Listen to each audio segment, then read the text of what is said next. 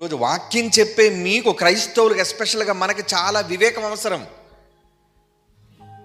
ఇప్పుడు డైరెక్టర్ గారు జైశాలి పీడి సుందర గారి వివేకం చెప్తాను చూడండి. క్రీస్తు సిలువేయబడ్డాడని అహ్మద్ దేదాతో పోటీ జరిగింది 1995. మీలో కొంతమందికి తెలియవచ్చు, తెలియకపోవచ్చు. పీడబ్ల్యూడి గ్రౌండ్ బుక్ చేసాం, వేల మంది జనం వచ్చేస్తున్నారు. ఈలోపు ఎస్పీ పిలిపించాడు. మేము కూడా ఉన్నానండి అప్పుడు. ఎక్కడున్నారు చెప్పండి, ఆ మెయిన్ స్పీకర్ పీడి సుందరరావు గారిని పిలిపించండి, అర్జెంటుగా రమ్మనండి అని చెప్పంటే, ఇలాగ ఎస్పీ ఆఫీస్ నుంచి కబురు వచ్చిందండి, రమ్మన్నారండి. సరే వెళ్తానండి. ఆ గ్రౌండ్ పీడబ్ల్యూడి గ్రౌండ్ పక్కనే కమిషనర్ ఆఫీస్ అన్నీ ఉంటాయి అక్కడ విజయవాడలో. సరే వెళ్ళాం. ఆ ఎస్పీ చూసి అన్నాడు, ఏమండి మీరేమైనా పర్మిషన్ తీసుకున్నారండి అని అడిగాడు. ఏమైనా ఉందండి అంటే గాస్పల్ మీటింగ్స్ అని ఉందండి. గాస్పల్ మీటింగ్స్, సువార్త సభలనే కదండి తీసుకుంటారు పర్మిషను. మీరు గాస్పల్ మీటింగ్స్ అని మీరు పర్మిషన్ తీసుకొని ఈ డిబేట్ ఏంటండి అని అడిగాడు. ఈ డిబేట్ ఏంటి?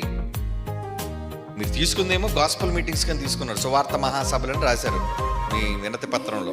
మీరు పెట్టిందేమో పోటీ కనుకంటే మీ మీద మన యాక్షన్ తీసుకోవాలా వద్దా అనేది అడిగాడు. మాకు కూడా ఒకసారి మైండ్ బ్లాంక్ అయిపోయింది. అంతే కదా, పర్మిషన్ ఒక పేరు మీద తీసుకున్నాం, పెడుతుందేమో ఒకటి, ఏం చేయాలి ఇప్పుడు? నిజంగా ఆ టైంలో ఆలోచన వచ్చిందండి జైశాలి గారికి. ఒక మాట అన్నాడండి, ఏమండి ఎస్పీ గారు నేను ఒక మాట చెప్తున్నాను సార్, ఏమనుకోకండి, గాస్పుల్ అంటే ఏంటి తెలుసండి మీకు అన్నాడు. బైబిల్ నాకు తెలుసండి అన్నాడు. నేను అప్పుడప్పుడు చదువుతాను అంటే తెలుసండి, యేసుక్రీస్తు యొక్క మరణము సమాధి పునరుద్ధానం అండి గాస్పుల్ అంటే. 1 కొరింథీ 15:1 ఉందండి. మరి ఇప్పుడు ఇతనేమో అసలు యేసుప్రభు సమాధి చేయబడి తిరిగి లేవలేదంటున్నాడండి, క్రీస్తు సిలువేయబడలేదని. మరి ఆ సువార్తను ప్రకటించడానికి నేను వచ్చానండి, అందుకే క్రీస్తు సిలువేయబడ్డాను మీటింగ్ పెట్టాను అన్నాడండి.